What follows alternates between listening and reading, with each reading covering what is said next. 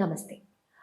അഴകിലും ലക്ഷണ മികവിലും മുന്നിൽ നിൽക്കുന്നവരാണ് കേരളത്തിലെ കാടുകളിൽ നിന്ന് പിടികൂടുന്ന ആനകൾ അഥവാ നാടൻ ആനകൾ. അതിൽ തന്നെ നാട്ടിൽ പ്രസവിച്ച ആന എന്ന പ്രത്യേകത നമ്മുടെ ബാലകൃഷ്ണനുണ്ട്. 1975 ഒക്ടോബർ 30 കോഴിക്കോട്ട് കുറ്റ്യാടിയിലെ വീട്ടിൽ ജനിച്ച ആനയെ 1-ാം വയസ്സിലാണ് ഗുരുവായൂരപ്പന്റെ മുന്നിൽ നട ഇരുത്തുന്നത്. കോഴിക്കോട് അളകാപുരി ഹോട്ടൽ ഉടമയായ രാധാകൃഷ്ണനാണ് അന്ന് ഈ ആനയെ അവിടെ നടക്ക് ഇരുത്തിയത്. ഗുരുവായൂരപ്പന്റെ ഗോശാലയിലെ പശുക്കൾക്കൊപ്പമായിരുന്നു ആദ്യകാലങ്ങളിലൊക്കെ നമ്മുടെ ബാലകൃഷ്ണനെ കെട്ടിയിരുന്നത് പോലും.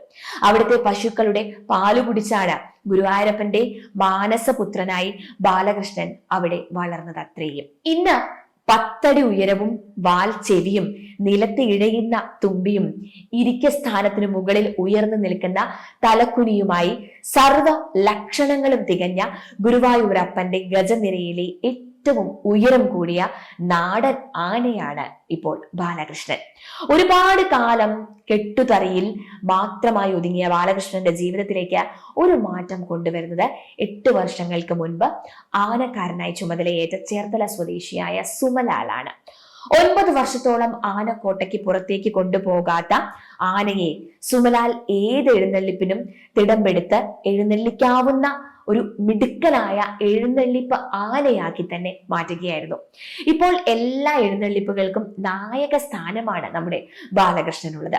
ശ്രീകൃഷ്ണ ജയന്തി ദിവസം ഗുരുവായൂരപ്പന്റെ സ്വർണ്ണ കോലം ശിരസിലേറ്റിയതുപോലെ തന്നെ നിരവധി അംഗീകാരങ്ങളാണ് ഇന്ന് ബാലകൃഷ്ണനെ തേടി വരുന്നത്. ഇത്തിത്താനം ഗജമേളയിലും ഇത്തവണ ബാലകൃഷ്ണന് പ്രത്യേക സ്ഥാനം നൽകി ആദരിച്ചിരുന്നു. തലയെടുപ്പിലും എഴുന്നള്ളിപ്പ് ചുറ്റയിലും മികവ് തെളിയിച്ച ബാലകൃഷ്ണനെ തങ്ങളുടെ പൂരങ്ങൾക്ക് എഴുന്നള്ളിക്കുവാൻ വേണ്ടി കേരളത്തിലെ പല പൂര കമ്മിറ്റിക്കാരും ഇപ്പോൾ മത്സരിക്കുകയാണ് എന്ന് പറയാതെ വയ്യ. ബാലകൃഷ്ണന്റെ ജീവിതത്തിലെ തന്നെ ഏറ്റവും മികച്ച ഒരു അംഗീകാരമാണ് 228ാമത്തെ തൃശൂർ പൂരത്തിന് ലഭിക്കാൻ പോകുന്നത്. ചൂരക്കോട്ടുകാവിൽ ഭഗവതിയുടെ പൂരത്തിന് ഒരുപാട് പ്രത്യേകതകളുണ്ട്. ഏറ്റവും കൂടുതൽ ആനകളെ അണിനിരത്തുന്ന ഘടകപൂരമാണ് ചൂരക്കോട്ടുകാവ് ഭഗവതിയുടെ പൂരത്തിൽ ഉള്ളത്. അതുപോലെ തന്നെ പാറമേക്കാവിൽ ചൂരക്കോട്ടുകാവ് ഭഗവതി തിരിച്ചെത്തിയതിനു ശേഷം മാത്രമാണ് പാറമേക്കാവിൽ അമ്മയെ പുറത്തേക്ക് എഴുന്നള്ളിക്കുകയുള്ളൂ എന്ന പ്രത്യേകതയും ഉണ്ട്.